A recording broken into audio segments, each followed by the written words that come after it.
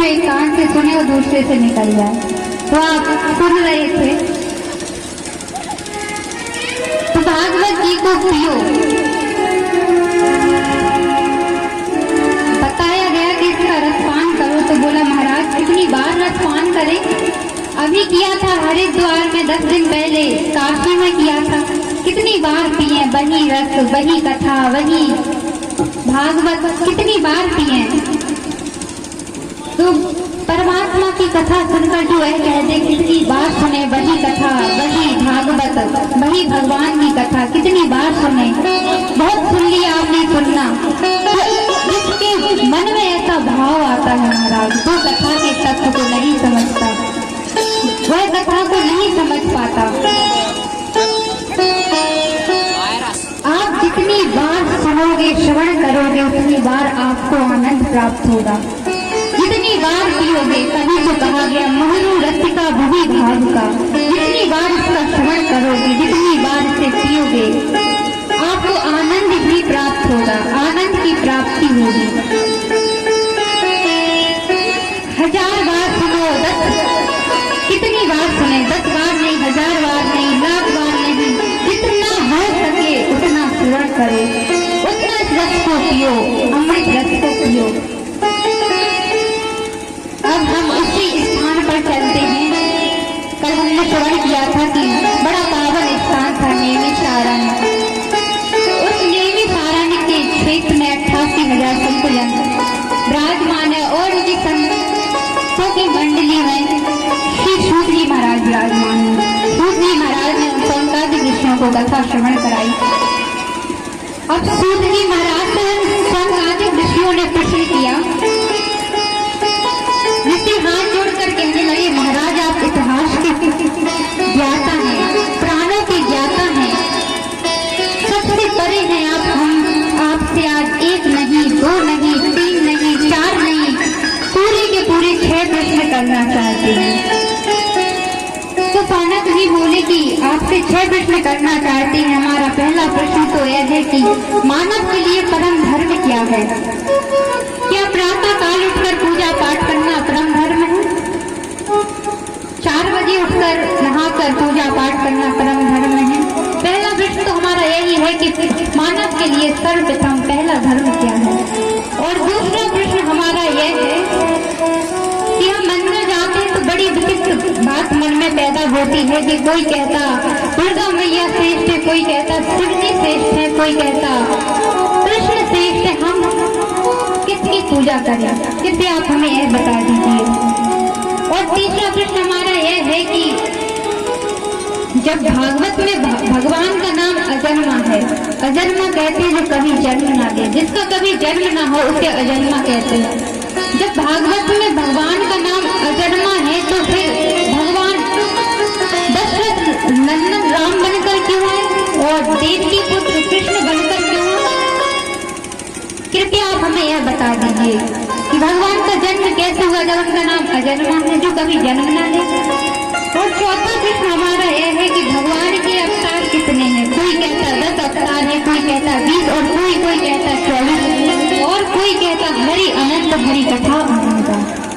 तो भगवान के अवतार कितने हैं ये हमें संक्षिप्त रूप में आप बताइए। और 5वां प्रश्न हमारा यह है कि वक्ता वो श्रेष्ठ नहीं है जो छोटी सी बात को बड़ा बनाकर कहे, वक्ता वो श्रेष्ठ है जो सूक्ष्म रूप में बात कहे, गागर में सागर भरकर कहे, वक्ता वो श्रेष्ठ है। फिर तो महाराज आजकल कलयुग के लोगों को इतना समय कहाँ, अगर हम व्याख्यान करना लग जाएंगे तो सामने बैठे लोगों को निंद्रा देवी घेर लेंगी, उनके पास इतना समय नहीं है कि आपकी विस्तार से कथा सुने। इसलिए आप संक्षिप्त रूप में हमें श्रवण कराइए। और 6वां प्रश्न हमारा यह है कि भगवान जब आप कहते हैं कि मैं युग युग में धर्म की स्थापना के लिए अवतार लेता हूँ, तो जब भगवान अवतार लेते हैं और भगवान अपनी लीला को समाप्त कर जाने लगे तो धर्म किसकी शरण में गया? धर्म तो अकेला पड़ गया जब भगवान चले गए। तो आप कृपया हमें हमारे 6 प्रकार के प्रश्न हैं, इनका हमें उत्तर दे दीजिए। तो सूत जी महाराज सौनकादि कृष्णों को सुनकर अत्यंत गदगद हो गए, मुस्कुराकर बोले ऋषियों तुमने बड़ा ही सुंदर प्रश्न लेकर तुम्हारे प्रश्नों का उत्तर देने से पहले मैं एक बार अपने सुखदेव जी महाराज परम बंदनीय परम सिद्धे सुखदेव जी महाराज का जन्म बताना चाहता हूँ। ऐसे परम संत सुखदेव जी महाराज हैं, आदरणीय सुखदेव जी महाराज के चरण कमलों में मैं प्रणाम करना चाहता हूँ। कहने लगे संतों इतना सुंदर चरित्र है ना सुखदेव जी महाराज का कि आप लोग क्या बताएं। ऐसा संत कोई हो सकता है क्या? 12 वर्षों तक माँ के गर्भ में वास किया, जिसने अपनी माँ के गर्भ को ही मंदिर बना लिया। इतना विचित्र संत सुखदेव जी महाराज। पहले हम इनका जन्म आपको बताएंगे, इनका जीवन बताएंगे, फिर उसके बाद आपके प्रश्नों का उत्तर देंगे। तो बताने लगी कि सुखदेव जी महाराज राधा रानी गोलोक में बैठी राधा रानी की गोदी में बैठे क्रीड़ा कर रहे हैं।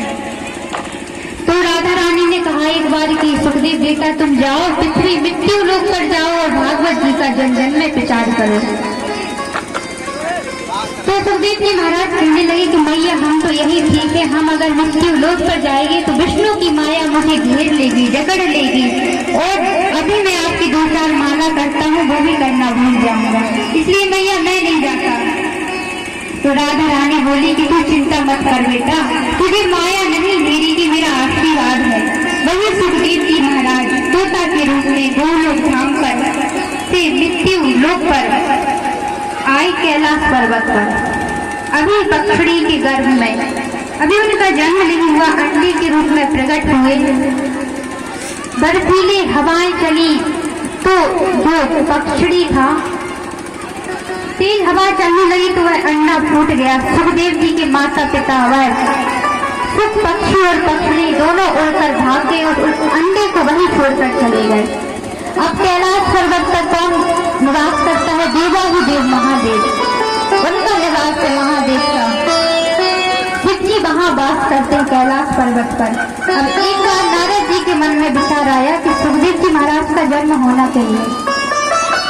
जब तक सुखदेव जी का जन्म नहीं होगा तब तक जन जन में भागवत का प्रचार नहीं होगा। इसलिए नारद जी देखिए बड़े विचित्र संत है नारद। नारद जी का स्वभाव कैसा है?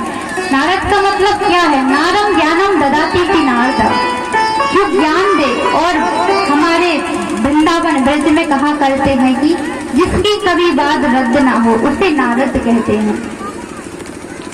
और आजकल तो कलयुग में,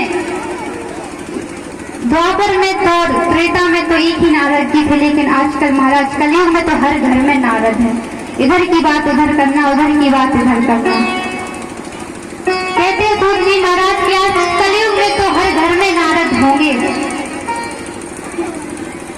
और नारद जी का बड़ा विचित्र, नारद जी बड़े विचित्र संत है। इनका मतलब है नारम ज्ञानम ददाति इति नारदा, जो ज्ञान से परे हैं, जिनकी बात कभी रद्द न हो उन्हें नारद कहते हैं, और जो अज्ञान का खंडन करे उसे नारद कहते हैं। अब नारद जी कैसे? जिसके घर में महाराज कभी झगड़ा ना हुआ हो, अगर वहाँ नारद जी पधार जाए तो झगड़ा जरूर होगा, और जिसके घर में झगड़ा हो रहा हो वहाँ नारद जी पहुँच जाए तो झगड़ा बंद ही हो जाता है। ऐसे विचित्र संत है हमारे नारद जी। अब नारद जी भागवत जी में वर्णन आया कि नारदो देव दर्शना, जिस किसी ने भी व्यक्ति ने नारद जी का दर्शन किया है उसका जीवन तो धन्य हो गया। समझो नारद जी ने जिसके गले में कंठी माला डाल दी, जिसे गुरु मंत्र दे दिया, उसे तो वैकुंठ ही प्राप्त हो गया।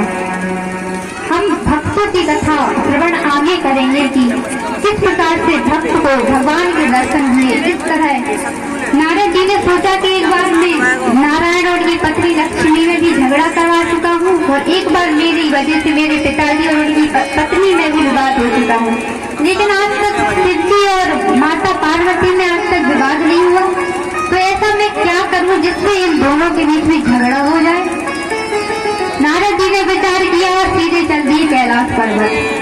वहां पर गए और जैसे ही माता पार्वती ने देखा, हाथ जोड़ लिए, अहो नारद, जय हो नारद जी, आपकी बड़ी दिनों बाद पधारे हैं, स्वागत है आपका।